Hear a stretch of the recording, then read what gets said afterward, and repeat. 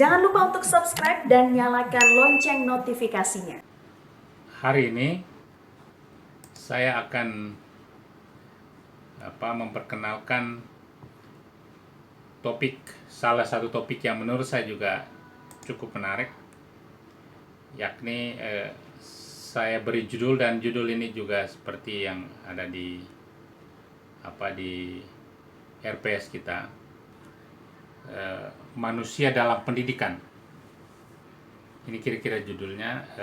Saya sengaja memilihkan cover ini untuk menarik perhatian saja. Nah, saya menawarkan topik ini. Jadi di pendahuluan, kemudian sebetulnya hanya ada dua hal yang ingin saya bahas, yakni tujuan pendidikan dan filsafat manusia sebagai landasan. Kemudian di bagian akhir kita diskusi sesuatu, atau saya meng-highlight sesuatu sebagai penutup. Nah, di bagian pendahuluan saya coba merumuskan apa sih yang akan kita diskusikan pada hari ini. Nah, saya melihat bahwa satu pertanyaan mendasar yang hendak kita jawab dalam pendidikan itu adalah soal relasi pendidik dan peserta didik. Jadi relasi kita sebagai guru dengan murid-murid kita, dengan peserta didik kita. Nah, ternyata relasi itu sendiri itu tidak mudah memang. Ada asumsi-asumsi filosofis dan etis yang ada di belakangnya. Nah, dan salah satu saya tulis di sini adalah pendidik kita dan peserta didik itu adalah manusia yang sama. Perhatikan, manusia yang sama. Kita ini semua manusia yang dalam relasi kependidikan. Yang saya maksud dengan relasi kependidikan itu relasi kita sebagai pendidik dan para siswa kita itu memainkan peran yang berbeda. Jadi kita sebagai guru itu punya peran yang berbeda dengan para peserta didik kita. Nah, di situ tampak bahwa pendidik itu adalah orang dewasa. Jadi kita, para guru ini adalah orang dewasa yang diserahi atau yang menerima tanggung jawab untuk mendampingi. Pilihan kata ini menjadi penting, untuk mendampingi dan mendidik peserta didik. Jadi kita itu sebetulnya sudah dapat tanggung jawab ini, dan kemudian mendampingi artinya ada bersama-sama dengan anak-anak didik kita, lalu mendidik mereka. Nah, kemudian pada pihak peserta didik, para siswa kita itu mereka merelakan dirinya. Mungkin saya kasih tanda petik karena kita tahu waktu kita TK atau SD itu kita tidak banyak pilihan, kita ikut saja pilihan sekolah orang tua kita. Tetapi ketika kita sudah mulai bertumbuh, sudah tambah usia dan seterusnya, sebagai siswa, sebagai peserta didik, orang merelakan diri untuk masuk dalam relasi pendidikan. Kira-kira begitu ya. Jadi itu adalah pilihan. Saya rela kok untuk sekolah di sekolah X, kemudian dengan konsekuensi menerima guru tertentu yang mengasuh mata pelajaran tertentu. Nah, menurut saya relasi keduanya, relasi antara guru dan peserta didik, pendidik dan peserta didik itu mengandaikan satu pandangan filosofis tertentu mengenai tujuan pendidikan. Jadi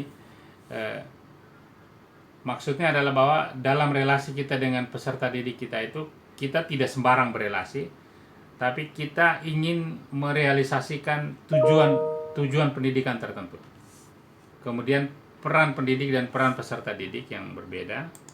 Dan kemudian, nah yang penting hari ini adalah soal pandangan mengenai manusia yang mendasarnya. Jadi pertanyaannya tentang relasi kita dengan peserta didik itu, di bawahnya itu kita punya faham atau pandangan mengenai manusia itu seperti apa.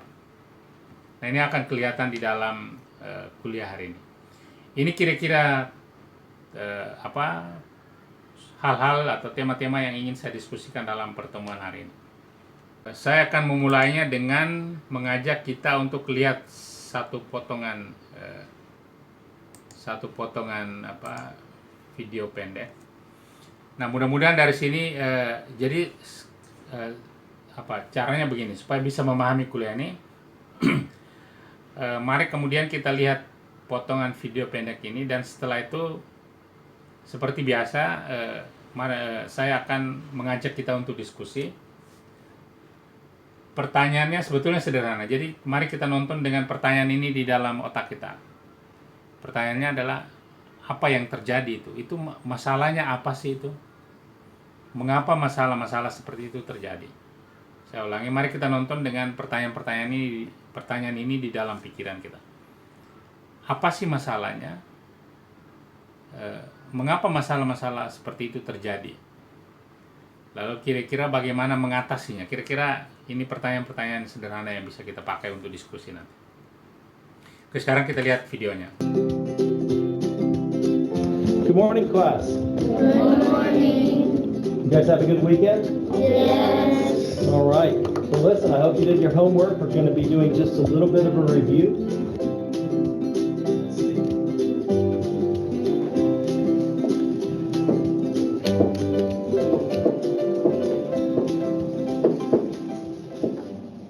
Okay, so who thinks they can solve this for us?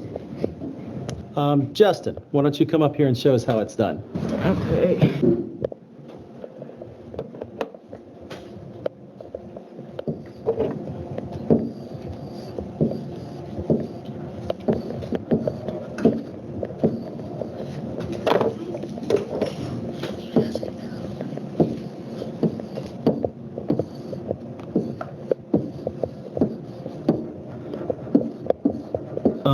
Justin, were you listening this week? Yes, sir. I just don't remember that well.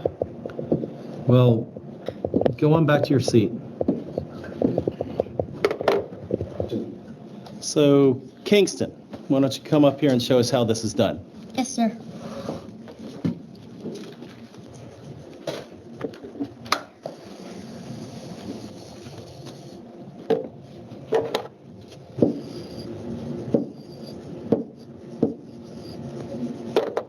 Very good, Kingston. Well done. Thank you, Mr. Thompson.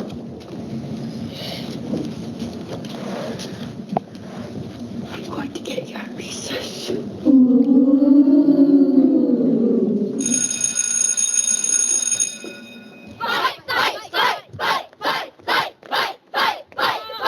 should have never embarrassed me like that. You're gonna pay.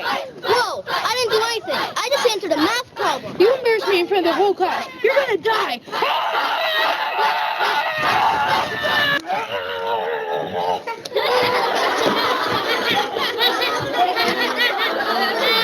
Don't laugh at him! Don't laugh at him! Don't laugh at him! Why not?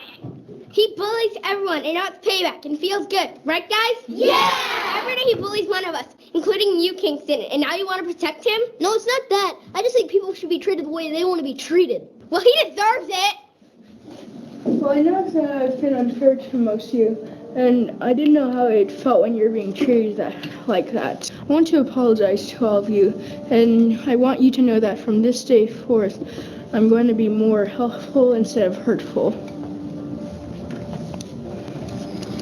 It's okay. I forgive you. How about you guys? Yeah. I guess I forgive you too. Nah, pertanyaannya sederhana tadi. Menurut teman-teman, sebetulnya ada masalah apa sih di kelas itu? Pertanyaan itu dulu. Apa masalah yang terjadi atau apa problem yang terjadi di kelas tersebut? Silakan. Saya Agustina Frida.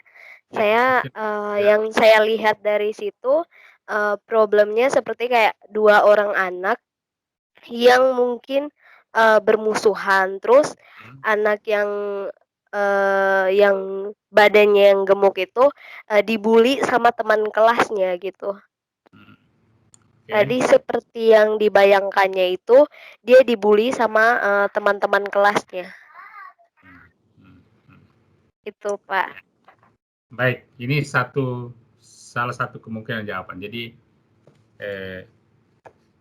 ada kesan atau tampaknya atau sepertinya si yang gendut itu, yang gemuk itu, atau yang gemuk itu, ya, kita ngomong gendut malah kita membuli dia juga. yang gemuk itu merasa seperti dibully atau seperti apa lagi. Mungkin ada yang lain yang mau menambahkan. Sebetulnya masalahnya apa ya?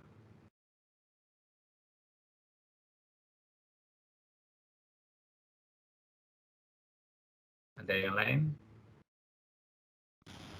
Ya Pak, saya mencoba Pak. Dan bisa nyalain kameranya. Iya baik. Dan masalah yang terjadi saya melihat di kelas itu ya. Pertama, kedua anak itu mungkin yang satunya terjadi iri hati kepada teman satu itu karena dia itu tidak bisa menjawab ya pertanyaan yang dikasih oleh guru, sedangkan yang satu itu bisa. Makanya ya di dalam hatinya terjadi rasa iri atau rasa malu terhadap teman-teman. Itu sih Pak. Terima kasih. Ya, baik. Jadi ada seperti perasaan iri hati. Oke, nah sekarang kalau misalnya kita misalnya di kelas ini kita sepakat bahwa ada seperti apa ya, seperti perasaan iri atau perasaan perasaan dilecehkan yang tadi dikatakan oleh Agustina tadi atau Suster Benedita tadi mengatakan perasaan iri atau perasaan dilecehkan dan seterusnya. Kira-kira kalau menurut teman-teman itu mengapa perasaan itu ada? Mengapa itu terjadi? Faktor apa sih yang menurut teman-teman yang paling berpengaruh sehingga perasaan seperti itu, perasaan iri atau perasaan merasa dilecehkan itu bisa terjadi di kelas itu? Faktor apa sih yang berpengaruh di situ?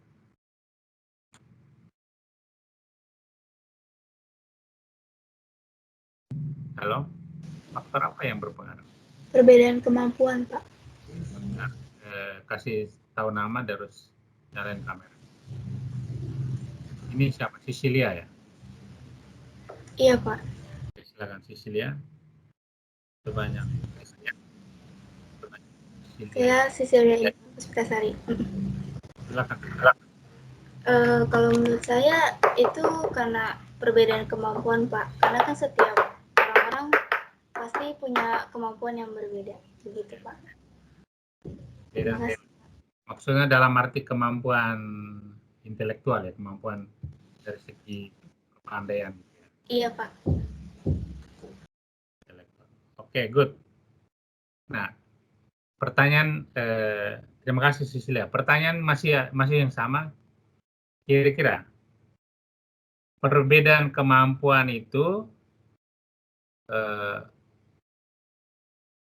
bagaimana caranya supaya perbedaan kemampuan itu tidak menimbulkan iri hati dan saling mengejek? Pertanyaan saya ulangi. Menurut kalian bagaimana caranya supaya perbedaan kemampuan intelektual itu tidak membuat, tidak menciptakan rasa iri hati dan musuhan? Saya Pak.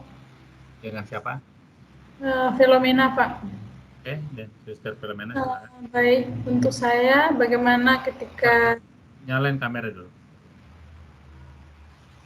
kamera ya Pak. Iya.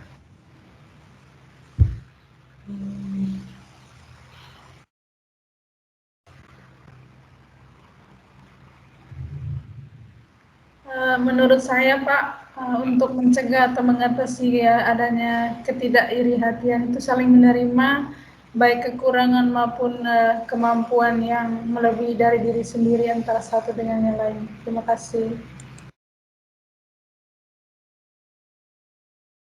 Ya, oke. Suster Filomena bilang saling menerima kekurangan dan kelebihan. Nah, sekarang masih dengan pertanyaan yang sama. Mudah-mudahan kita bisa menemukan angle yang lain. Nah, sekarang kalau misalnya menurut kalian faktor lingkungan atau faktor lingkungan sekolah dalam hal ini, faktor lingkungan sekolah atau faktor lingkungan kelas itu berpengaruh nggak untuk memupuk atau mendorong rasa saling menerima antar peserta didik? Ikut berpengaruh nggak? Berpengaruh, Pak. Dalam arti apa? bisa lebih dieksplikan lagi, bisa lebih dijelaskan lagi.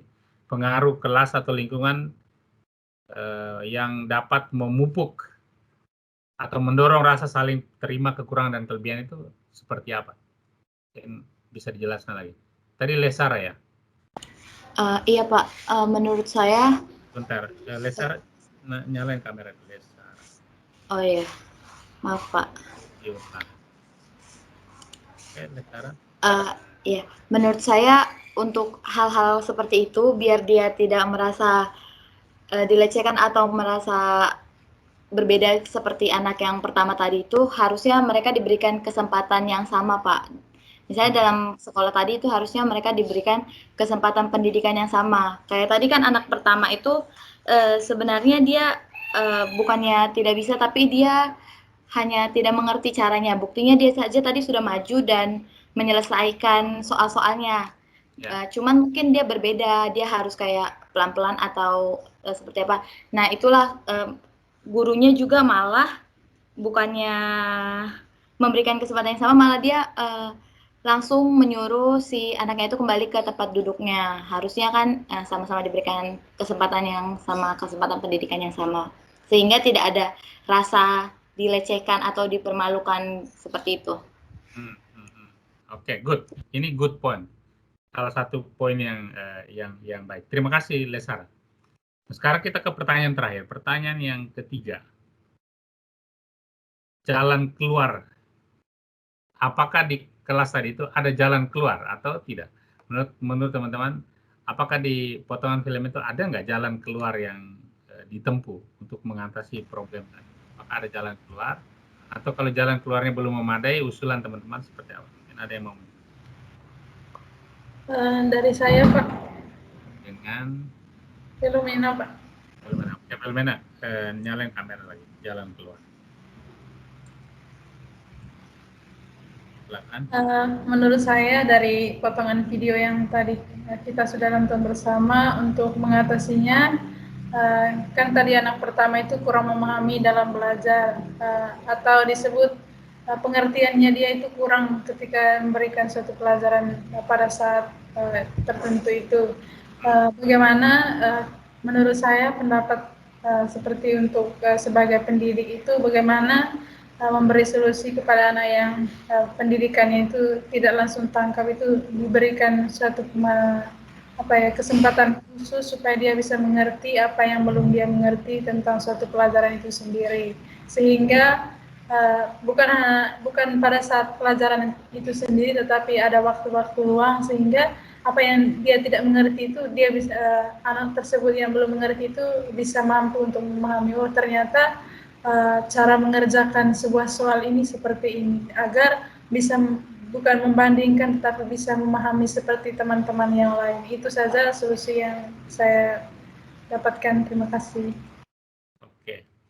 Ya, terima kasih Suster Filomena. Nah, jawaban-jawaban kalian ini, ya saya sih setelah melihat jawaban-jawaban ini optimis sekali ya bahwa di masa depan itu kalian menurut saya sih akan menjadi guru yang baik. Kalau idealisme dan pemahaman seperti ini dipertahankan, itu saya senang sekali, saya yakin kalian akan menjadi guru yang baik. Nah, mari saya akan mendalami jawaban-jawaban ini dengan apa yang ingin saya sharingkan, gagasan-gagasan filsafat pendidikan apa yang ingin saya dalami bersama teman-teman di topik ini. Saya ingin memperkenalkan apa yang disebut tujuan pendidikan. Jadi pertanyaannya kan demikian. Nah, masalah-masalah itu dapat muncul dan dapat dipecahkan dan seterusnya kalau kita mengerti dengan baik tujuan pendidikan. Jadi tujuan pendidikan itu apa sih? Kita ini mau ngajar itu tujuannya apa gitu. Pertanyaan sederhananya begitu. Kalau gue jadi guru itu jadi guru untuk apa ini?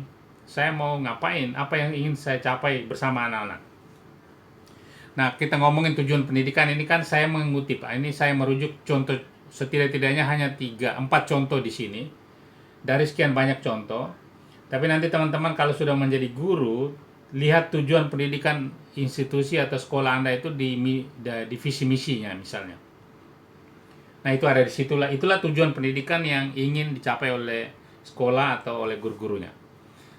Ada satu lembaga pendidikan di US, di Amerika, dia menulis tujuan pendidikannya ini, mencapai perkembangan intelektual, jadi pencapaian atau prestasi intelektual. Jadi pertama prestasi intelektual, intellectual achievement. Yang kedua, dia ingin mewujudkan apa yang disebut sebagai nilai-nilai prososial values. Nah, ini nanti kemudian misalnya tergantung proses nilai-nilai prososial itu seperti apa. Misalnya kerjasama antar etnik, keterbukaan hidup di masyarakat, terus demokrasi, kemudian multikulturalisme, semua itu bisa masuk nilai-nilai prososial. Nah, kemudian daya saing ekonomi, economic competitiveness. Kemudian sekolah tersebut ingin memajukan personal growth, pertumbuhan dan perkembangan atau pengembangan diri. Kemudian sekolah tersebut ingin memajukan sosialisasi dan kultur. Jadi misalnya kalau sekolah tersebut ada di komunitas yang mayoritas Tionghoa, maka mungkin dia ingin memajukan kultur Tionghoa itu apa, misalnya tentang skill berdagang atau skill yang lain misalnya. Dan sosialisasi. Kemudian sekolah tersebut ingin mengembangkan atau memajukan perubahan sosial, social change. Kemudian sekolah tersebut ingin memajukan kesempatan pendidikan yang setara, equal education opportunity. Jadi misalnya anak-anak dari ekonomi menengah bawah atau bawah itu diberi kesempatan meskipun sekolahnya itu adalah sekolah menengah atas dengan misalnya sistem subsidi silang dan semacam beasiswa atau mengakses dana-dana pihak ketiga untuk pembiayaan dan seterusnya. Kemudian sekolah tersebut ingin melatih anak-anak untuk memecahkan masalah, problem solving. Nah, ini hanya contoh saja, satu dari sekian banyak ribuan bahkan jutaan sekolah yang ada di dunia. Nah, kalau kita merujuk ke UNESCO misalnya UNESCO ingin menyelenggarakan pendidikan untuk mengubah hidup, dan itu dimulai dengan, karena ini lingkupnya adalah lingkup PBB, maka dia ingin membangun perdamaian, mengentaskan kemiskinan dan mendorong pembangunan yang berkelanjutan.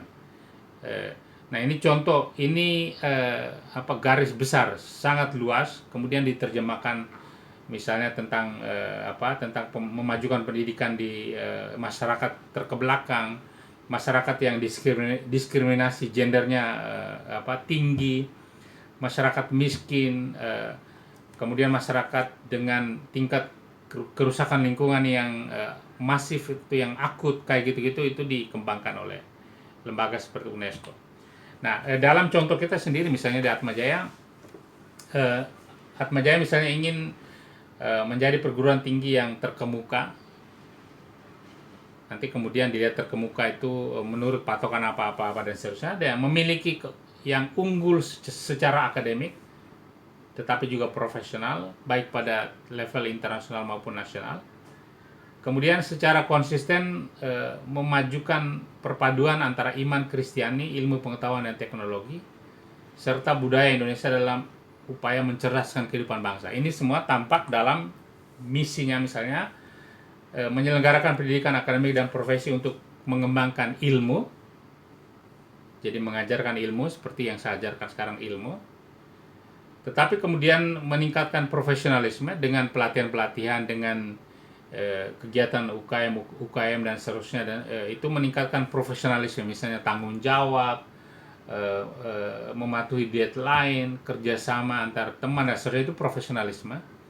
Dan kemudian karakter peserta didik menjadi lulusan yang baik, misalnya lulusan yang bermoral, lulusan yang menghormati etika dan seterusnya. Kemudian menyelenggarakan penelitian dasar dan terapan, kemudian mendharma baktikan kalian dalam bidang ilmu pengetahuan dan teknologi untuk kepentingan masyarakat.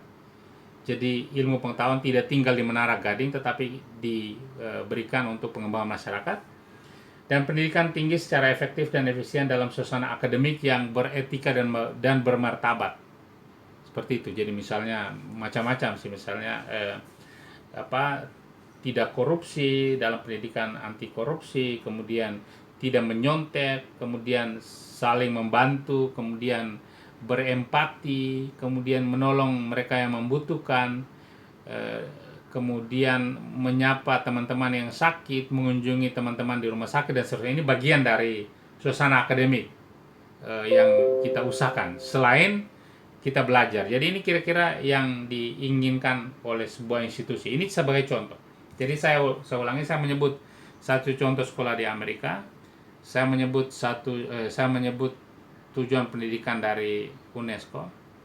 Kemudian saya merujuk tujuan pendidikan Unikarma Jaya, dan yang terakhir tujuan pendidikan dalam sistem pendidikan Undang-Undang Sisdiknas kita nomor 20 tahun 2003. Di situ dikatakan pendidikan di Indonesia itu dilaksanakan untuk mengembangkan potensi peserta didik. Saya ulangi, mengembangkan potensi peserta didik agar mampu menjadi manusia yang beriman dan bertakwa kepada Tuhan Yang Maha Esa, punya akhlak mulia, sehat, berilmu, cakap, kreatif, mandiri, dan menjadi warga negara yang demokratis dan bertanggung jawab. Ini cita-cita dari pendidikan di Indonesia. Nah, ini kira-kira tujuan pendidikan. Jadi saya kembali ke masalah yang ingin saya katakan. Saya mengatakan bahwa kita sebagai pendidik dan peserta didik itu memiliki relasi yang khusus dengan peserta didik kita, dengan siswa-siswa kita. Dan relasi itu bukan sembarang relasi, tetapi relasi itu secara sengaja dilakukan atau secara sengaja itu diadakan supaya kita dapat mewujudkan suatu tujuan pendidikan tertentu, dan tujuan pendidikan itu ada di institusi tempat kita bekerja. Kira-kira begitu cita-citanya. Nah, dari sini sekarang saya mengajukan pertanyaan. Jadi pertanyaannya demikian. Apa yang dapat kita simpulkan? Nah, dari semua hal ini apa yang dapat kita simpulkan? Nah, perhatikan teman-teman, kesimpulan ini juga menjadi penting untuk diskusi kita selanjutnya.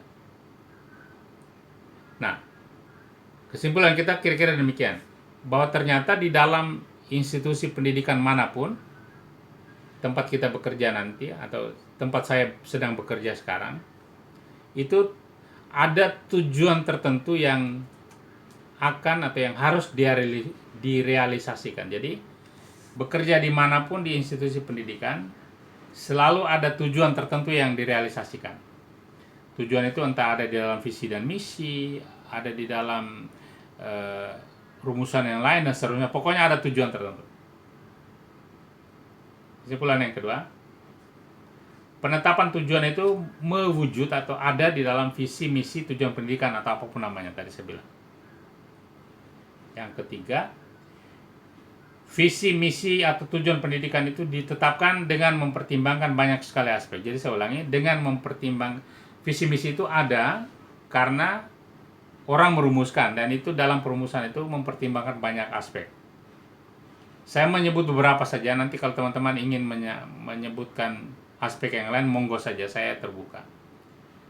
Yang pertama, kepentingan atau tujuan negara. Misalnya tadi di Undang-Undang Sisdiknas nomor 20 2003 tadi itu, kepentingan yang ingin dicapai itu adalah sebuah cita-cita hidup bersama sebagai warga negara. Cita-cita hidup bersama sebagai warga negara itu apa? Oke, bahwa orang Indonesia itu adalah orang yang beriman dan bertakwa, orang yang punya akhlak mulia, yang sehat, berilmu, kreatif, mandiri, menjadi warga negara yang demokratis dan bertanggung jawab. Ini sebuah cita-cita hidup bersama. Nah, tetapi di situ ada kepentingan atau tujuan politik.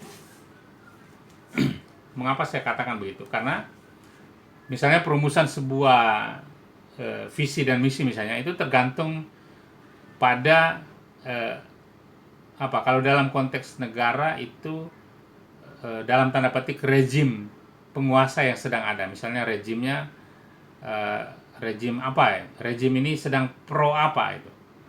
Rejim ini sedang gencar-gencarnya melakukan apa dan seterusnya. Dalam tingkat sekolah-sekolah misalnya tergantung pimpinan yayasan siapa dan stafnya siapa. Tergantung cita-cita pendiri sekolah itu seperti apa. Ini kan kepentingan yang saya sebut tadi, kepentingan politik. Tetapi kemudian juga ada tujuan agama. Misalnya kalau sekolah-sekolah itu didirikan berbasis agama, misalnya sekolah-sekolah itu punya suster-suster atau para frater atau para imam atau sekolah-sekolah Islam misalnya, maka di situ perhatikan tujuan negaranya, tujuan agama yang hendak diwujudkan apa, itu mewarnai tujuan pendidikan yang ingin dicapai. Kemudian, nah yang ini yang penting yang juga berhubungan dengan tema kita minggu lalu, yakni tujuan pasar. Jadi misalnya kita lihat di sini di salah satu yang saya katakan, salah satu contoh di sekolah-sekolah itu misalnya ingin menghasilkan lulusan yang memiliki daya saing economic competitiveness. Atau dalam rumusan universitas tertentu, misalnya di Indonesia ada yang mengatakan 1 dari 3 lulusan kami akan bekerja di lembaga internasional, atau 3 dari 4 lulusan kami sudah bekerja bahkan sebelum lulus, atau seluruh lulusan kami atau 90% lulusan kami akan mendapat pekerjaan dalam 6 bulan pertama setelah lulus. Misalnya, ini kan economic competitiveness itu dirumuskan. Nah, semua itu mengenai tujuan pendidikan. Nah, sekarang sampai di sini lalu masalahnya apa gitu. Nah, kita belajar filsafat kan pasti kita mengajukan pertanyaan. Nah, kelihatannya kan baik-baik saja tuh. Emangnya ada masalah? Masalahnya apa sih? Nah, itu yang fokus kita. Jadi, poin-poin yang ingin saya ajukan adalah mari kita lihat bahwa kita bukan orang yang alergi terhadap tujuan pendidikan. Bahwa pendidikan itu memang harus bertujuan gitu ya.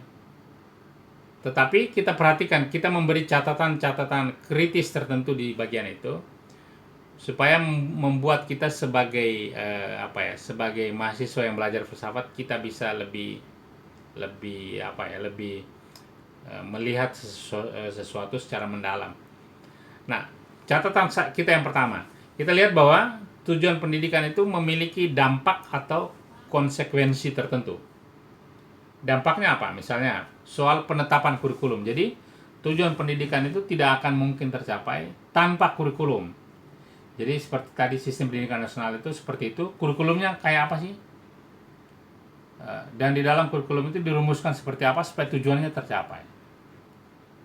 Tetapi di dalamnya ada metode pembelajaran. Nah, kurikulum itu kemudian metode pembelajarannya kayak apa? Apakah cara belajar siswa aktif di kurikulum 84, atau apakah KBK di kurikulum 94, atau kurikulum 2013 misalnya dengan langkah-langkah inquiry-nya yang ditetapkan. Nah, ini soal metode pembelajaran. Lalu soal evaluasi. Tadi misalnya di kelas tadi di potongan video yang kita lihat. Nah, ini tergantung evaluasi. Kalau evaluasi itu menonjolkan kompetisi, maka suka tidak suka saling mengejek itu akan kemungkinan juga bisa muncul. Pemeringkatan misalnya dan seterusnya. Apakah evaluasinya itu berdasarkan teks kognitif saja atau apa? Nah, kemudian konsekuensi yang lain adalah soal penetapan subjek yang diajarkan atau mata pelajaran. Jadi mata pelajarannya apa? Nah, terutama misalnya ini urusan pemerintah misalnya menetapkan ini loh mata pelajaran yang harus diajarkan. Pada rumpun ilmu sosial itu ini, pada rumpun ilmu alam ini, dan rumpun ilmu kebahasan ini. Nah, pada universitas itu misalnya terjadi kompetisi antar program studi. Misalnya program studi tertentu mengatakan, oh kami ingin mata kuliah pilihan itu memperbanyak mata kuliah yang berhubungan dengan kerja, perusahaan, praktek dan seterusnya gitu. Mata kuliah yang umum atau humaniora itu sebaiknya dikurangi misalnya. Ini kan contoh saja, kira-kira begitu. Nah ini tergantung tujuan apa yang ingin kita capai dalam pembelajaran atau perkuliahan. Lalu kemudian penetapan berbagai kegiatan lain seperti kokurikuler, ekstrakurikuler, UKM dan seterusnya. Itu mau seperti apa? Nah kemudian pendidikan dan pelatihan para pendidik.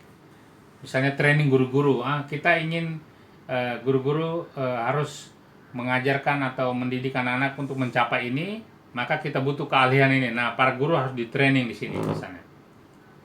Atau pelatihan para peserta didik, misalnya dalam hal Merdeka Belajar, para mahasiswa PGSD akan selama 1 semester tidak kuliah, tetapi dia langsung bekerja sambil belajar di SDN sekian atau SD Impres apa atau SD Katolik atau SD Islam apa, kira-kira begitu.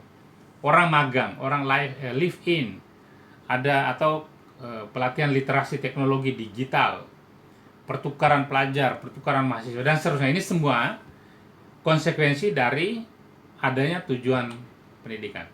Oke, nah sekarang berangkat dari konsekuensi inilah kemudian sekarang kita mencoba menganalisisnya secara filosofis. Nah, pertanyaannya adalah, apakah ada hal tertentu yang perlu diberi catatan kritis? Jadi, apakah dari uraian-uraian saya tadi itu ada hal-hal tertentu yang memang perlu diberi catatan kritis? Nah, mengapa kita perlu beri catatan kritis ya? Ini namanya juga kuliah filsafat pendidikan. Jadi, kita belajar dari pemikiran tertentu mengenai pemikiran filsuf tertentu mengenai pendidikan. Kemudian dari sana kita berusaha untuk memberi catatan atau memberi evaluasi kritis kita terhadap tujuan pendidikan yang sudah kita omongkan itu. Nah, di sini dalam hal ini saya akan memperkenalkan pemikiran seorang filsuf pendidikan sangat besar, namanya John Dewey, mengenai tujuan pendidikan, aims of education, sebagai salah satu cara untuk membantu kita memberi catatan kritis atas berbagai tujuan pendidikan yang ditetapkan. Nah, tujuan pendidikan itu beberapanya sudah saya gambarkan di atas, terutama saya merujuk ke 4 contoh tujuan pendidikan, 1 sekolah di Amerika Serikat, 1 tujuan pendidikan UNESCO, lalu tujuan pendidikan Unika Atmajaya, dan kemudian tujuan pendidikan dalam Undang-Undang Sistem Pendidikan Nasional. Nah sekarang, maka dari sini, dari slide-slide berikut saya akan menggunakan pemikiran John Dewey untuk membantu kita mendalami pemikiran filsafat pendidikan. Nah, untuk kepentingan pemikiran John Dewey, saya merujuk ke buku Neil Noddings. Nah, judul bukunya itu ada di RPS, bisa dilihat di situ. Dalam buku berjudul Philosophy of Education, terutama di halaman 26 sampai 29, pendek sekali bacanya.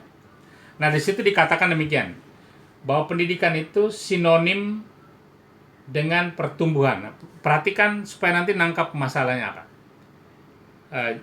John Dewey, seperti yang diulas oleh Neil Noddings dalam bukunya itu, dia mengatakan bahwa pendidikan itu sinonim atau sama dengan pertumbuhan. Jadi kalau ditanya pendidikan itu apa? Jawabnya ya pertumbuhan. Dan metafornya itu disamakan pertumbuhan itu dengan pertumbuhan biologis. Nah, pertumbuhan biologis itu kita tahu lah, misalnya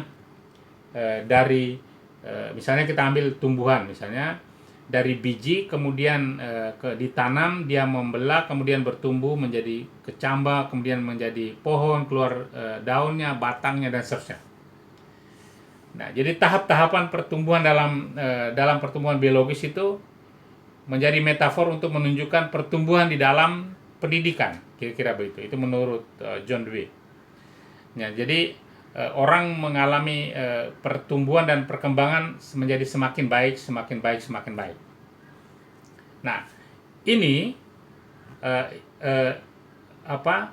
pemahaman mengenai pendidikan sebagai pertumbuhan itu dimaksud sebagai kritik terhadap pandangan bahwa pendidikan itu harus mencapai tujuan tertentu yang telah ditetapkan. Jadi begini, menurut orang seperti John Dewey atau kemudian Neil Nodings, mereka mengatakan bahwa kalau kita itu terlalu fokus pada tujuan tertentu, jadi misalnya tujuan kita adalah menghasilkan lulusan yang memiliki competitiveness di bidang ekonomi. Kalau kita terlalu fokus di situ, lalu kita mencari cara supaya tujuan itu tercapai, misalnya dengan pelatihan bisnis, inkubator, magang di perusahaan dan seterusnya. Kalau kita sudah sampai di situ dan kemudian kita mencapai yang seperti ditetapkan, maka, nah lihat perhatikan, maka para peserta didik kita atau mahasiswa kita atau murid-murid kita itu dapat dikorbankan hanya sekedar sebagai produk atau produk dari tujuan pendidikan yang telah direalisasikan. Jadi kita itu seperti menetapkan tujuan kita. Nah, ini tujuan sekolah gua ini loh ya. Kemudian murid-murid datang pendaftaran, kemudian mereka kita dorong untuk mencapai tujuan itu. That's it, hanya itu. Nah, ada bahaya di situ. Murid-murid itu kita korbankan hanya untuk mencapai tujuan. Jadi misalnya kita mengatakan, nilai istilahnya kalau di SD itu nilai kelas itu misalnya untuk matematika nilai rata-rata kelas harus 6,5. Oke, harus 6,5. Nah, misalnya ada 2 orang yang terseok-seok dalam pelajaran matematika. Sementara yang lain-lain nilainya 7 ke atas. Ya udah yang terseok-seok itu supaya nilainya tidak terlalu buruk, ya udah kita kasih entry nilai di rapor misalnya nilainya 4, karena itu diperbolehkan 4. Sementara yang lain-lain tinggi tidak apa-apa, tetapi nilai rata-rata kelasnya menjadi 6,5. Nah, misalnya ini kita mengorbankan murid sebagai objek untuk mencapai tujuan. Ini kira-kira gagasannya. Nah, bagi John Dewey, pertumbuhan itu, pendidikan sebagai pertumbuhan itu terarah pada pertumbuhan yang lebih lagi. Jadi, bagi dia itu tidak ada batas, tidak ada garis bahwa kalau sudah sampai sini berhenti karena sudah tercapai tujuannya. Enggak. Bagi dia, pertumbuhan itu akan mencapai terus. More growth, more growth, more growth. Semakin bertumbuh dan seterusnya. Sampai kapan? Ya, tidak ada batas. Jadi, pendidikan itu ada arahnya itu ya menjadi semakin bertumbuh, tetapi batasnya itu tidak ditentukan. Kira-kira begitu. Dengan kata lain, nanti setelah orang lulus dari sekolah kita, itu ada orang yang sampai tahap pertumbuhannya sekian, ada yang belum sekian, tidak apa-apa. Tetapi dia juga mengalami pertumbuhan, tidak ada batas. Nah, saya mengutip di situ dalam buku Neil Nodings halaman 28 dikatakan kita, baik para peserta didik maupun pendidik itu mencoba untuk mencapai sesuatu. Saya kira kita semua sepakat, kita mencoba untuk mencapai sesuatu. But our aims are not fixed. Tetapi tujuan kita itu tidak difikskan, tidak ditetapkan secara fix. Segini. And there is no grand ultimate aim beyond continued education. Jadi tidak ada batas sebetulnya. Tujuan kita ya terus menerus sampai tak terbatas, sampai kita berhenti menjadi guru kalau sudah pensiun, kira-kira begitu. Nah, kemudian kita lanjut lagi. Di sini John Dewey menganalogikan pertumbuhan atau growth dengan kehidupan yang tadi yang saya katakan, yang dimana tidak ada batas. Jadi more life, more growth. Lalu pertumbuhan itu ya kehidupan itu sendiri. Jadi seperti juga tumbuh-tumbuhan, seperti juga hewan, seperti juga manusia, kita mengalami pendidikan itu supaya semakin bertumbuh, semakin memiliki hidup yang semakin matang, semakin baik, semakin dewasa, semakin pintar, semakin bijaksana, semakin bisa bekerja sama, semakin bisa menerima orang lain, semakin bisa hidup dengan orang lain, dan seterusnya. Itu terus-menerus itu dilakukan. Nah, itulah tujuan dari kehidupan itu, mencapai kehidupan yang selalu lebih, selalu mencapai titik lebih, selalu lebih, dan seterusnya. Jadi pendidikan menurut John Dewey itu tidak lain adalah upaya untuk mencapai hidup yang semakin bertumbuh dan semakin hidup. Nah, mungkin kalimatnya membingungkan, tetapi ya saya kira tidak. Nah, dalam hal ini menggunakan pemikiran Socrates mengenai hidup yang baik atau good life, itu Neil Nordings memberi tafsiran pada pemikiran John Dewey mengenai hidup yang lebih, itu sebagai tujuan pendidikan. Jadi, tujuan pendidikan itu apa? Apa yang ingin kita capai dalam menyelenggarakan pendidikan atau dalam menjadi guru? Kita ingin mendampingi para peserta didik kita, para siswa kita, atau para mahasiswa kita untuk mencapai hidup yang lebih baik, hidup yang lebih bernilai, hidup yang lebih bermakna, hidup yang lebih matang, hidup yang lebih plural, hidup yang lebih dapat bekerja sama dengan orang lain, dan seterusnya, dan seterusnya. Ini yang dimaksudkan. Artinya, tujuan pendidikan itu adalah mencapai kehidupan yang baik, kehidupan yang penuh, kehidupan yang bermakna. Dan bagi John Dewey, pendidikan itu harus menjadi sekaligus tujuan dan sarana. So, pendidikan sebagai mana dimaksudkan oleh John Dewey itu adalah pendidikan sebagai tujuan, sebagai end, dan sebagai sarana, sebagai means. So, apa yang dimaksud? Pendidikan sebagai tujuan itu menegaskan bahwa berbagai tujuan pendidikan itu ditetapkan, itu bisa menjadi hal yang positif. Jadi, tadi kita mengatakan, oh, sekolah kami ingin mencapai tujuan ini. Oke, tujuan itu bisa menjadi hal yang positif. Asal, satu, membuka pintu atau mengembangkan koneksi. Jadi, tadi kita mengatakan, perhatikan ya, tadi John Dewey mengatakan bahwa tujuan yang kita capai itu sebetulnya tidak ada batas. Jadi, bukannya kita sampai di situ lalu kita mengatakan tujuan kami tercapai. Bukan itu. Tidak ada batas. Begitu kita sampai batas ini, tujuan yang lain datang. Tujuan yang lain datang. Tujuan yang lain datang, dan seterusnya. Tanpa batas. Nah, supaya itu bisa terwujud, maka John Dewey mengatakan, satu, kita membuka pintu atau mengembangkan koneksi. Jadi, kita membuat sekolah kita, membuat murid-murid kita itu memiliki konektivitas, memiliki hubungan dengan orang lain, memiliki hubungan dengan teman-teman sebaya, memiliki hubungan dengan senior-seniornya, dengan guru-gurunya, dengan dosennya, dengan orang tuanya, dengan masyarakat sekeliling, dan seterusnya. Koneksi itu penting. Itu yang pertama. Yang kedua, bahwa tujuan pendidikan itu tidak pernah boleh bersifat final, gitu ya. Jadi jangan kaku di situ. Jangan puas bahwa kalau sudah mencapai tujuan itu selesai. Itu yang pertama. Dan yang kedua, pendidikan sebagai sarana. Itu artinya berbagai aktivitas pembelajaran itu harus memenuhi kondisi-kondisi sebagai berikut. Yang pertama, pendidikan itu harus berangkat dari pengalaman peserta didik dan pendidik. Jadi pendidikan itu tidak pernah boleh melupakan pengalaman. Nah, misalnya kita sedang membiasakan para siswa kita untuk membuang sampah di tempatnya. Mungkin kita mulai dengan pengalaman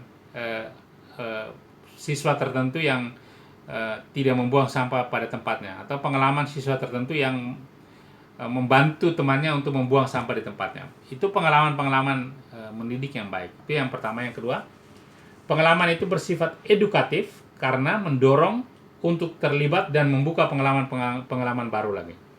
Nah, ini misalnya di sekolah-sekolah, pengalaman-pengalaman itu menjadi sesuatu yang sangat mendidik karena akan membuka pengalaman baru lagi. Misalnya, kita contoh-contoh sederhana, misalnya kita membawa anak-anak kita ke taman, dan di taman itu misalnya mereka akan belajar, oh ternyata proses fotosintesis itu kayak begini, atau kayak, oh ternyata di taman itu kita bisa ketemu dengan tukang taman yang setiap hari membersihkan taman dengan dengan pengorbanan diri yang besar, atau dengan sukacita yang luar biasa. Nah, ini hal-hal ini, pengalaman ini kan dapat membuka kemungkinan bagi siswa kita, bagi peserta didik kita untuk mengalami hal-hal yang semakin baik.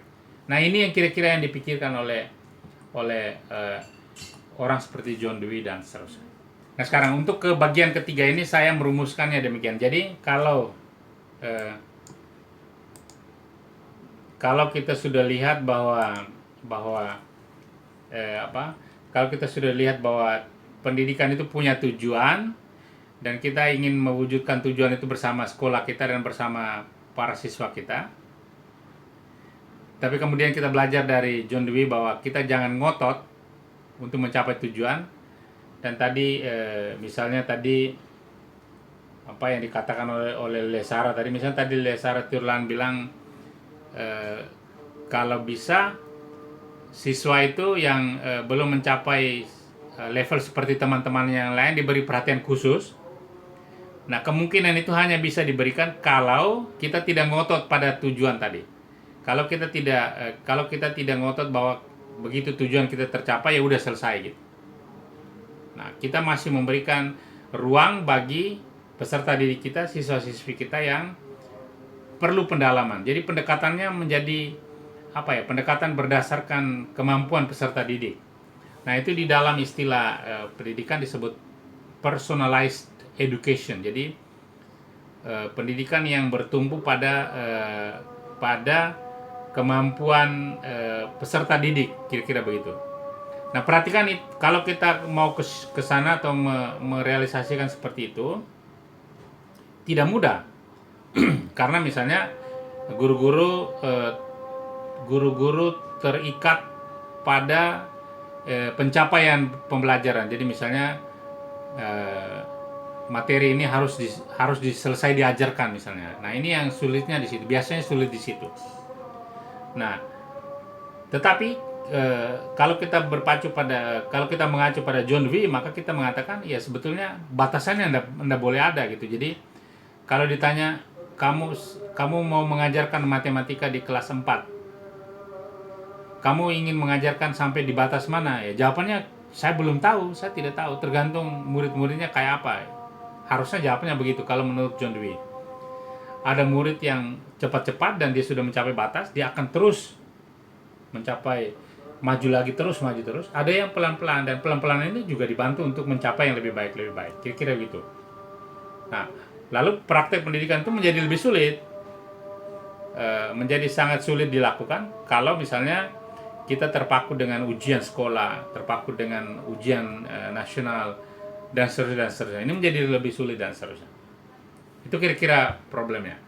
Nah, sekarang di bagian ketiga ini saya ingin menunjukkan bahwa dalam relasi kita dengan peserta didik kita, itu ada pandangan tertentu mengenai manusia, mengenai siapa manusia.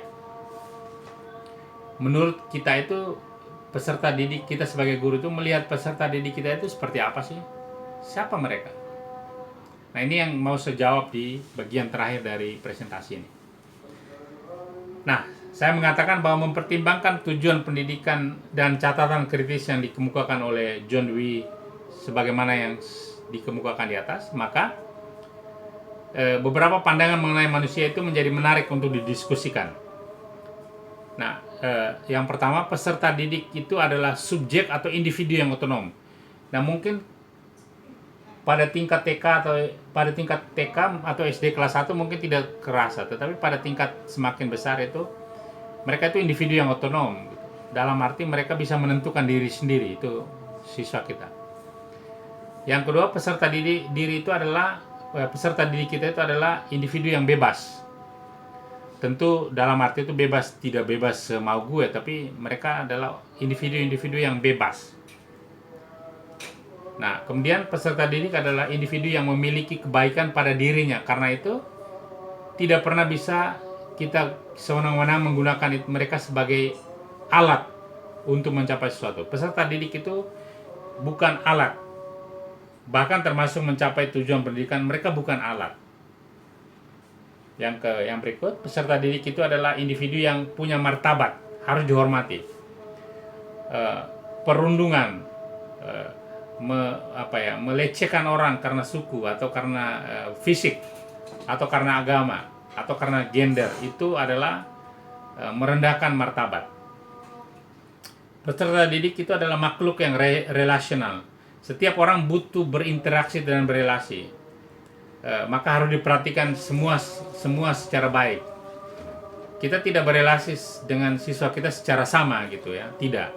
Ada siswa yang lebih membutuhkan perhatian, ada siswa yang tidak terlalu membutuhkan perhatian karena tidak bermasalah misalnya. Ini hal-hal yang perlu diperhatikan.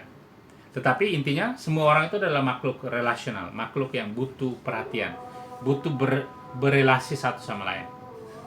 Kemudian peserta didik itu adalah individu dari sebuah komunitas kultural tertentu. Kita tahu misalnya di kelas saya ini mayoritasnya orang keturunan Tionghoa. Itu beda dengan kalau mayoritasnya orang Batak atau mayoritasnya orang Flores.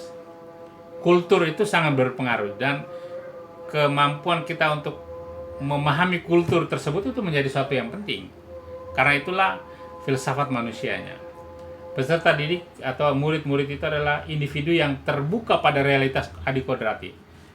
Mereka datang dari keluarga-keluarga yang religius. Mereka datang dari keluarga-keluarga yang beragama. Mereka datang dari keluarga-keluarga yang mungkin tidak taat beragama dan seterusnya. Tetapi ada relasi dengan realitas adikodrati. Ini kira-kira. Nah, berikut saya akan di bagian-bagian akhir saya akan menunjukkan istilahnya semacam rekomendasi itu, supaya rekomendasinya gini, supaya bisa merealisasikan atau supaya bisa mewujudkan pandangan mengenai manusia seperti yang saya jelaskan di PPT di depan kalian ini, supaya itu bisa kita wujudkan dalam profesi kita sebagai guru. Maka mari kita perhatikan nasihat-nasihat berikut. Itu kira-kira di bagian terakhir itu menjadi nasihat atau rekomendasi.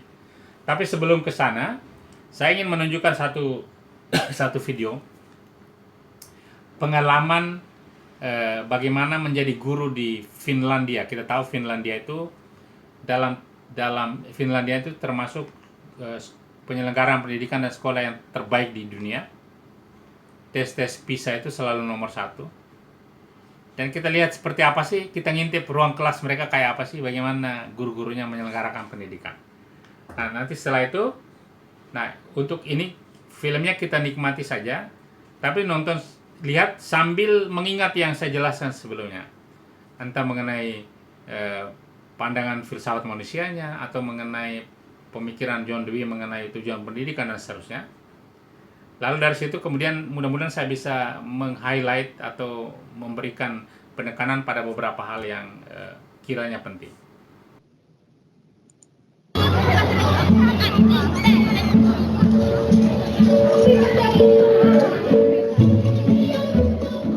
It's 8 a.m. on a cold morning in the suburbs of Helsinki, and these primary school children are getting ready for class. This morning's lesson, ancient history. Well, they are reading repairs, some text about Egyptian ancient life.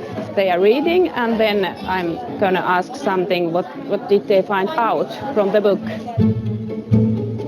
I think we all are ready now. This is a school system that for years has been among the world's best. And then what about this gold one?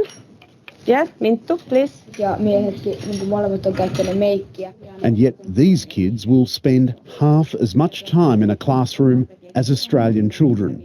When you go to the first grade, when you are 7 years old, the amount of hours is 20 hours a week. It's the minimum. And then it gets more hours the older you get, but it's still less than in many countries in Europe or in the world. In Finland, it's individual teachers who decide how the curriculum is taught, including how much technology should feature in their classrooms. Me tehdään sellaista pyramidiprojektia, missä nyt me kirjoitetaan hieroglyfeillä meidän nimet paperille ja sitten me tehdään Classroomista tehtäviä. 11-year-old Mintu Latumaki asks to leave class to work at the school's own student-run cafe. You can go. Yeah, that's okay. Shut your books down.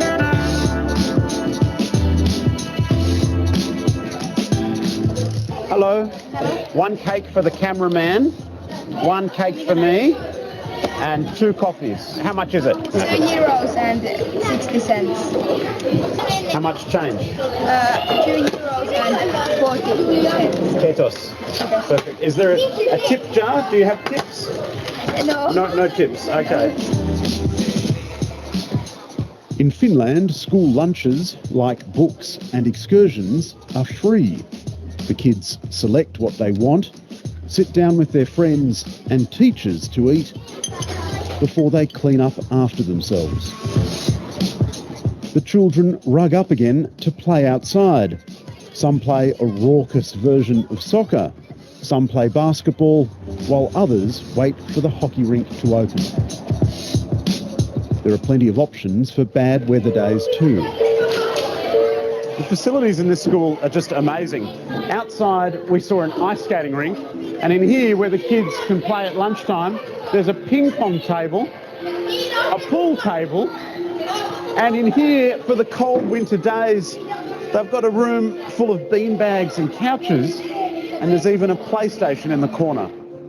It seems like it's such a rich school, you must get more money than other schools. No, we don't. It saves money for everyone, actually. They take and borrow books. In Finland, schools are not allowed to raise private funds or to charge fees from parents. All schools are equitably funded from taxation. And in our system, everything is free for the students, actually. We don't collect any money from the parents. We want our schools to be equal and have the equal opportunities to arrange the education. So therefore also the finance system need to be equal and treat equally all the schools. Ja sitten tuossa tulee 16. Mintu Latomaki's older brother Levi is in year 7, and this afternoon he's got maths. We have like the last chapter before we have the next exam. There are regular exams in Finland, but the results of these tests are not published and shared. We have national tests, but the big difference is we don't compare schools that this is not good school, this is bad school. We just use the information that we evaluate ourselves. But perhaps the single biggest difference in Finnish education is the standard of teaching. Levi's maths teacher, Una Arnes, speaks 5 languages and has postgraduate qualifications. So every one of us, we have to have a master's degree to be teachers. So like, for example, me, I'm math and chemistry and physics teacher. In Finland, a career as a teacher is highly sought after. To enter the studies in university, actually, it's really hard. They take something like 10% to study teaching. If you really want to be a teacher, it can't be your second or third or I don't know what kind of option. It has to be your first. I believe that they know what is the best for our children. I'm not a teacher, I don't have that education, so we don't interfere their work. In Finland, there's little anxiety about finding the right school for your child. We trust that they have very good school, so we don't need to do any research work or... I think that is not a question in Finland. Finland is a vastly different country with a tiny, homogenous society. But its education success must surely offer some lessons for Australia. I would like to say that try to build the system that you trust the people. And its investment in teachers seems an obvious place to begin. The society respects the teachers. It means also the parents respect the teachers and they don't question the teachers. And that's in Finland a really huge thing.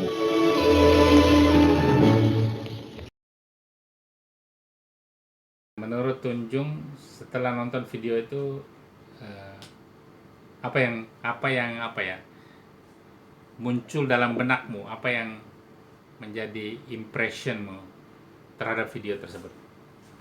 Kalau hal-hal yang saya ambil dari video tadi ya Pak, ya. Itu kan tentang pendidikan di Finlandia. Nah, itu kan Finlandia itu termasuk ke dalam pendidikan yang terbaik di dunia. Ya. Karena sistem kurikulum di sana tadi kan seperti yang dari video itu dia sistem kurikulumnya merata, jadi dia nggak membeda-bedakan sekolah yang baik, sekolah yang buruk. Terus, nah menurut gurunya juga tadi itu mengajar itu bukan pilihan, tapi itu panggilan dari hati. Jadi guru-guru di sana tuh mengajar pun dia benar-benar dari hati dia, dan untuk ujiannya juga pun peserta didiknya itu nggak dituntut untuk belajar terus-menerus. Ada waktunya dari sekolah untuk bermain dan bersosialisasi dengan teman-temannya sendiri, Pak. Gitu. Oke, baik. Ini kan catatan Tunjung, saya kira catatan yang dikasih oleh Tunjung itu saya setuju. Jadi soal setidak-tidaknya 3 hal yang disampaikan Tunjung, misalnya mengenai pemeringkatan sekolah. Nah, ini perhatikan dengan kuliah kita tadi itu kalau kita itu fokus pada competitiveness, pada aspek competitiveness, maka sekolah yang satu akan berlomba-lomba untuk menjadi yang terbaik dan seterusnya.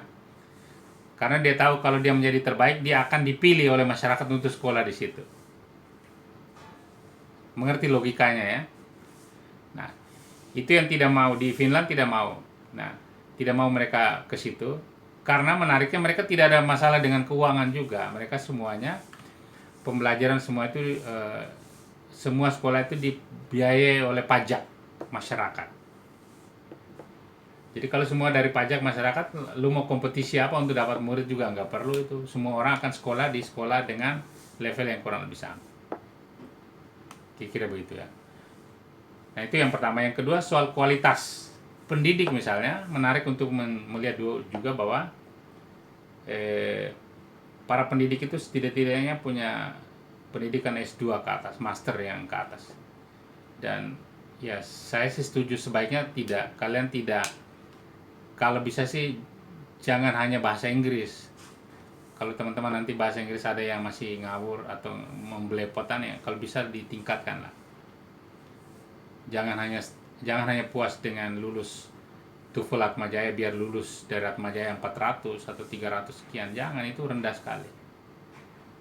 Menjadi guru dengan kemampuan bahasa Inggris yang baik. Tapi jangan hanya bahasa Inggris, mungkin bahasa yang lain.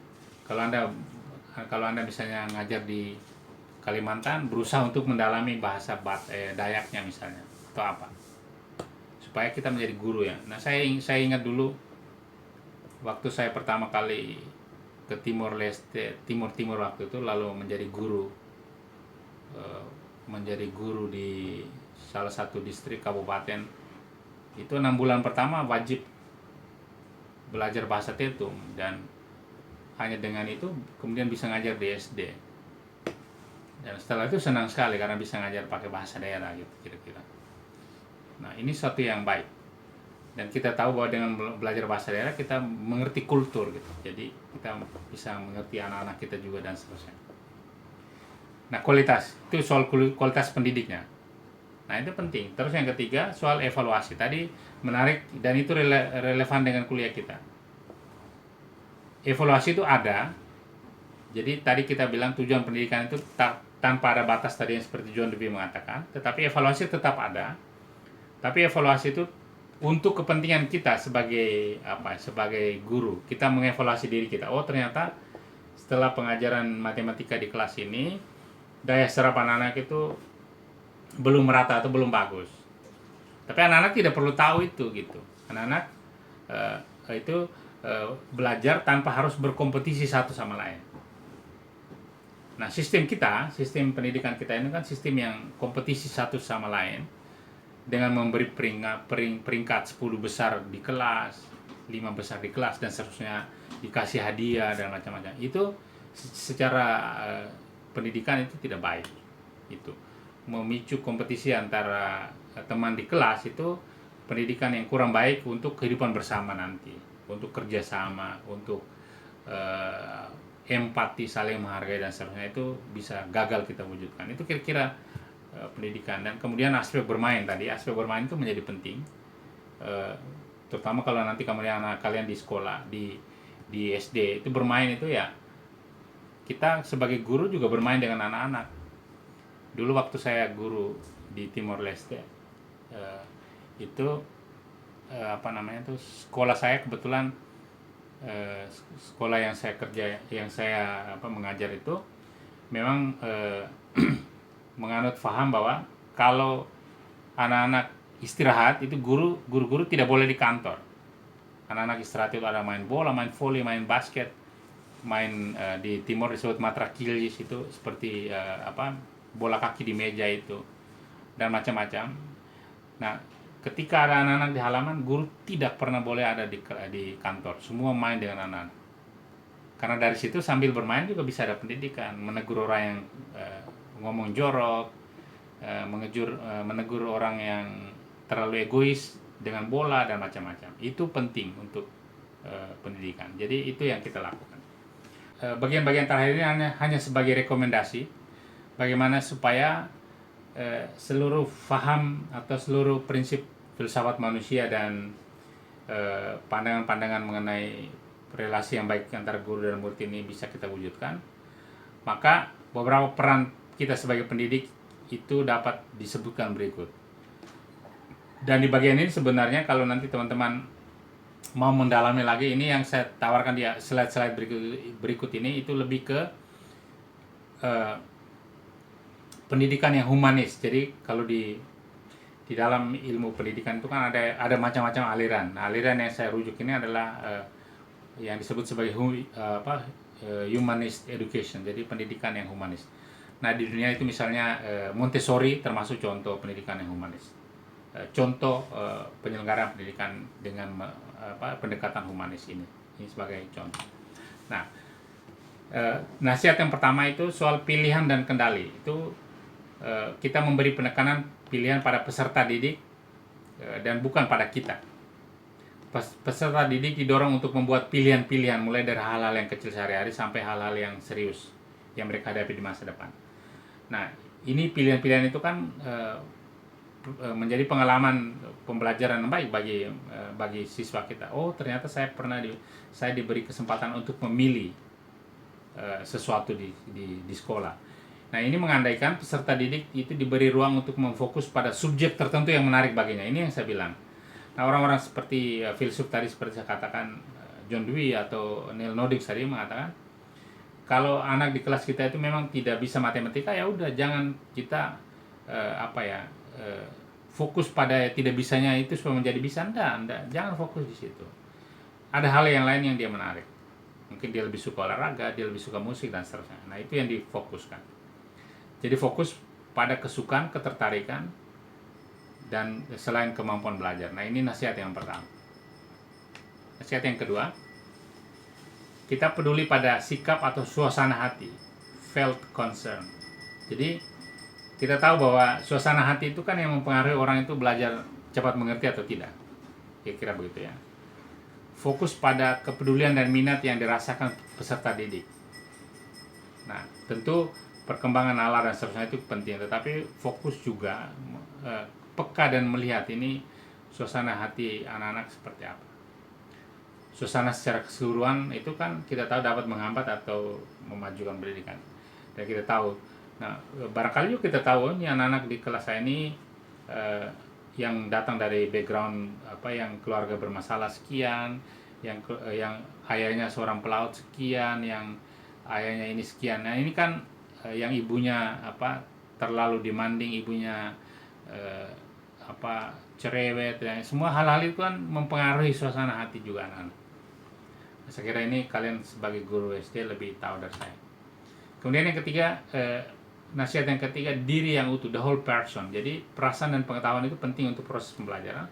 Pendidikan itu tidak memisahkan ranah kognitif dan ranah afeksi. Jadi drilling, hafalan dan seterusnya itu sangat pro pada kognisi, tetapi tidak memberi ruang pada afeksi gitu.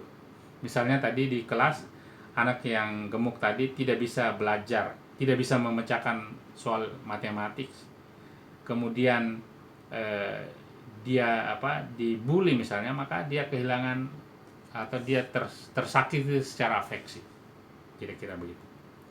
Nah, aspek ini juga berkaitan dengan kurikulum dalam arti pembelajaran dan kegiatan memberi fokus pada berbagai aspek siswa dan tidak hanya sekedar menghafal atau melalui pencatatan atau perkuliahan. Jadi saya ingat zaman saya dulu ya, karena sekolah di desa, karena buku pelajaran tidak ada, kayak kita harus menghafal, harus mencatat. Jadi guru itu membaca dan kita mencatat.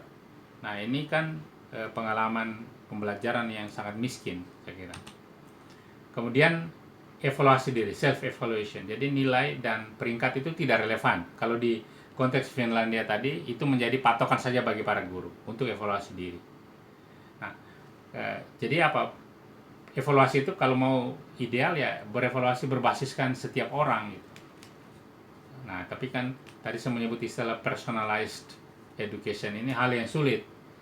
Nah, tergantung kurikulumnya kayak apa, tergantung jumlah siswanya berapa, dan seterusnya dan seterusnya. Nah, ingat bahwa ujian dan penilaian itu hanya akan mendorong siswa untuk bekerja demi nilai saja dan bukan untuk kepuasan intrinsik. Nah, kira-kira begitu. Lalu ujian bukanlah umpan balik pendidikan yang memadai bagi pendidik. Kemudian nasihat yang berikut, pendidik adalah fasilitator. Saya kira ini saya sudah pernah sampaikan sebelumnya. Kita itu sebagai fasilitator, kita tahu bahwa kita bukan orang yang lebih hebat. Kita mungkin hanya membaca lebih dahulu dari anak-anak kita. Tapi kita juga belajar dari anak-anak kita.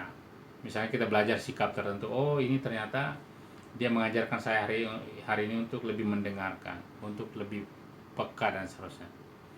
Pendidik memosisikan diri dan perannya sebagai fasilitator. Seorang fasilitator itu suportif, bukan merendahkan, bukan mengkritik, bukan menghakimi atau menjatuhkan. Dia suportif. Tugas para pendidik selaku fasilitator adalah menumbuhkan lingkungan yang menarik bagi siswa dan mengajukan pertanyaan berbasis inquiry yang mempromosikan pembelajaran yang bermakna. Jadi tadi di kelasnya teman-teman di Finlandia tadi itu misalnya ketika belajar tentang piramid, dia kasih warna piramid kuning, merah, dan biru kalau saya nggak salah tadi. Lalu anak-anak itu diberi kesempatan untuk mengeksplorasi piramid itu.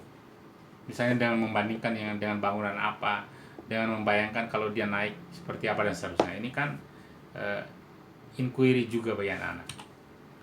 Nah, kemudian sifat-sifat andalan yang lain yang kita miliki sebagai pendidik adalah memiliki sifat seperti empati, peduli atau caring. Kita memiliki penghargaan kepada peserta didik. Lalu kehadiran kita di kelas dan di antara para peserta didik itu bersifat otentik, asli, tidak dibuat-buat, tidak pura-pura. Kira-kira begitu ya. Jadi kita menjadi orang yang otentik dan itu sungguh-sungguh dirasakan oleh peserta didik. Ada satu nasihat yang dulu waktu saya jadi guru di Timor Leste itu kan dinasihatnya bahwa yang terpenting itu bukan seberapa banyak atau seberapa sering kita mengatakan bahwa kita mencintai anak-anak, tetapi bahwa apakah mereka merasakan betul mereka dicintai atau tidak. Saya kira itu sifat-sifat Anda. Dan kemudian lingkungan sekolah atau school environment-nya itu ya dikatakan sebagian besar waktu dihabiskan di luar ruangan. Dan di Finlandia tadi kalau saya nggak salah itu sampai sekian persen lah itu mereka habiskan di alam terbuka misalnya. Pengaturan ruangan itu berisi banyak hal, bisa pengaturan ruangan yang kreatif itu juga mempengaruhi, lingkungan luar ruangan yang juga menarik, ada pepohonan, ada kegiatan olahraga, lapangan dan seterusnya. Tapi juga ada dapur, ada pengalaman makan bersama, pengalaman berbagi makanan dan seterusnya, itu bisa dialami. Kemudian berbagai kegiatan ditawarkan kepada siswa itu memungkinkan untuk mereka memilih. Nah, saya kira ini nasihat-nasihat yang bisa kita sampaikan. Kemudian kesimpulannya adalah hari ini kita belajar bahwa tujuan dalam pendidikan itu selalu ada. Di tempat di mana kita bekerja, tujuan pendidikan itu ada. Dan tujuan itu akan kita capai dalam pendidikan kita. Penetapan tujuan dipengaruhi oleh berbagai faktor. Dan sering terjadi bahwa peserta didik dijadikan semata-mata sebagai objek pembelajaran untuk mencapai atau merealisasikan tujuan. Evaluasi, ujian dan seterusnya itu bisa sangat mengobjekkan para siswa. Nah, saya di presentasi saya juga mengatakan pendidikan yang dibangun di atas filsafat manusia yang humanistik akan mengembangkan peserta didik sebagai objek kepada peserta didik sebagai subjek belajar. Peserta didik itu sahabat kita. Dibutuhkan karakter ideal tertentu yang harus dimiliki peserta didik, yang harus dimiliki oleh para pendidik, dan karakter ideal itu yang tadi saya sampaikan dalam bentuk nasihat-nasihat. Ini kira-kira yang saya bisa sharingkan. Thank you well, terima kasih, arigato, obrigado, Grazie. Molto grazie. Terima kasih banyak. Xie xie. Xie xie.